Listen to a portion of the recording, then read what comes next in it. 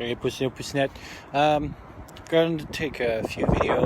Hopefully, the lighting is not that great because it's about to go dark, but I'll try to shoot some stuff before it gets dark. So it's Tuesday, and every Tuesday it's our net at the at my amateur radio club. So I found this new spot which I'll cover a little bit around, and my plan today. There's also from Monday to Friday. There's this station in the east. I think in Vermont or something like that. With the ARLL shoots some digital modes through the air. So I'm going to try to catch that, which should be about an hour before my net. So basically I'm in a little location that I just found out near my place. It's kind of remote from the beating path, so they're but still kind of near the city. I don't have any big line on the top and stuff, and there's trees, and also it's uneven terrain, so it's a good practice to put my mast on and all my antennas and things like that. So today what I'm going to try to do is two things. I have a beverage antenna which I talk about in another video, but I didn't put it on. And what I'm going to try to do is install it, and then through my shortwave radio, PL660 or something like that, try to listen, and then try to do digital mode. I brought my Tough book today, and also at the same time, because I need another point, I'm going to put my my mast, and from that I'm going to put another antenna, my end-fed antenna, and that one's going to be connected to my regular radio, so my Yaesu VX6Rs, and hopefully I'll be able to listen as well. Both antenna will be plugged in, so I'm going to try to, maybe during the I think it lasts for an hour that they transmit, so I'm going to try to go from one side to the other, see if my gear works and stuff.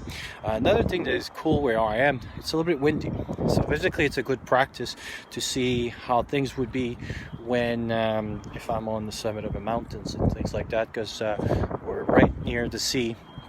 So so I'll flip the camera on and flip on the other side, and then I'm going to show you around, and then we're going to install the masts and the antennas, and I'll try to take some shots as well. So here's the view, not too shabby. So basically over there it's the Pacific Ocean where all those things. This is kind of, they call it a Falls Creek. So this is seawater, but it's kind of funnel. I'm not quite sure how you call that, like an inlet or something like that. So yeah, so the ocean's over there. So basically we're very near the sea, and the ocean, and it's pretty windy. So right over there's like a bike path and stuff, and this is the area. So as you can see, it's kind of remote, so that way I'm not bothering everyone with my antennas and stuff. So the goal that we're going to try to do is that tree right there. I'm going to tie my antenna there, and so that the antenna is not like bent or anything, I'm going to try to do a straight line with the with my mast right over here, and then as the mast goes up, I'm going to use this tree to do a reverse L antenna. So from that tree, it's going to come back to the mast, and then when we do when I'll do the net, I have my 2 meter Slim Jim, and all this is in the bag there. So, but first, what I wanted to show you is the bag that I put together. It's basically my mast. It has all different configurations. So the first thing I did is, I think it's 50 feet. of just cheap with some weight at the end. So if I want to put my antenna into the trees, then basically I can throw that into the trees and stuff. Over there, that's how my mast will be tied up. So basically there's a 3 line, and I use one of those little ring there, and I put it around my mast, and then basically I can tie it on 3 points. And so far I tried it a few times, and it ties very well, and it's binding, and there's 3. Got a bunch of those things. I got 2. I think I got 2 orange and 1 black. And this is more to tie the antenna around the mast, so it doesn't flap around. I got some extra pictures in case that some for whatever reason. And then I got this system from 90s, and it's basically a sling with some carabiners. Usually what I do is I tie that to the top of my mast, and it gives me different options. So I can either tie my antenna a little bit lower, I can tie different antennas or things. So I can configure it, or if I need to tie this antenna around the tree, then I can use the sling and stuff. So it gives me different configuration. And then the last item I have here is a bungee cord, but it's also from 90, and it's a adjustable bungee cord. So as you can see here, this detach, and then you can tie it and make it as tall or as long or short as you need it. And then it has like solid hooks on the bottom, and then they attach. So again, it can give me a different option to tie different antennas different ways.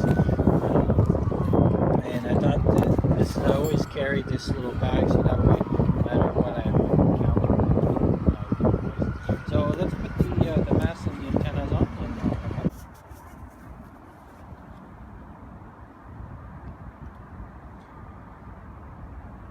So one thing with my guideline, as you can see nicely here now, I use line that reflects in the dark. So basically this is where my mast is. One of my antennas up there. As you can see, it's pretty bright. So it's a 4 meter or about 13 feet up, and we got this antenna all the way up to here.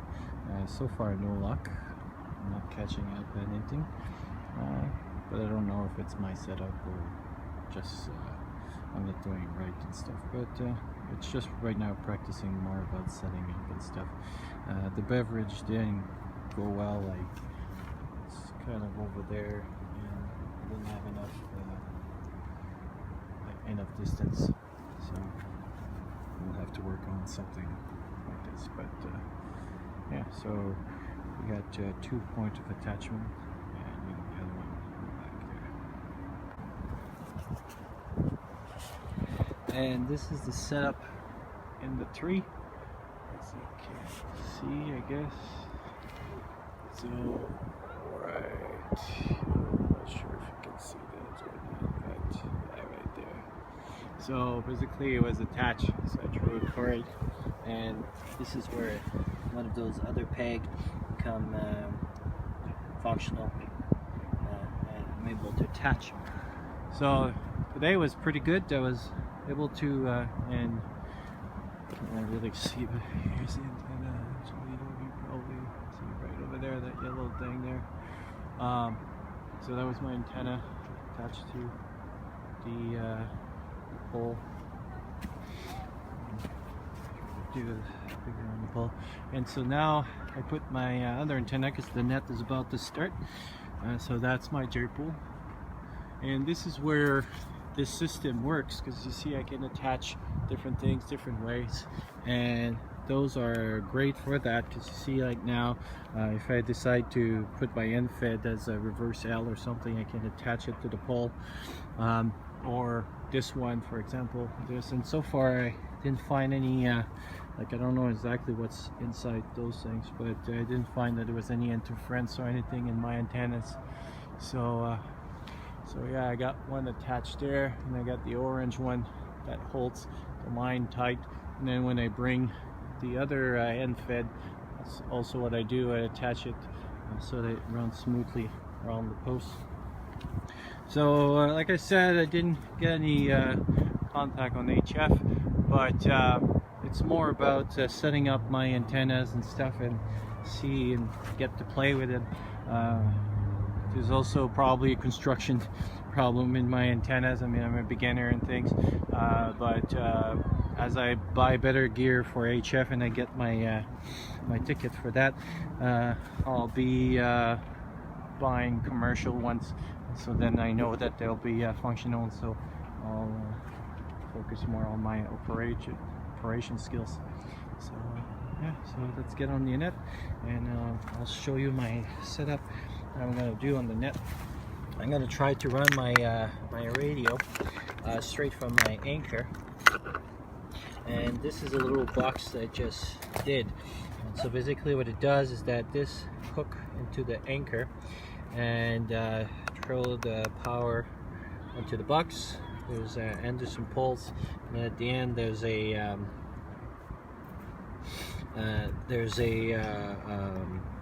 cigarette lighter, female, and so basically I can put the male here, which I got for my Yaesu, and so basically out of this little box there I can run my ASU, and like without the battery I can recharge any other device, and if I would have anything else that would require power, all that stuff. And so basically it's like an extension cord, and then all waterproofed. It's a pretty cool system so far, so let's try that. So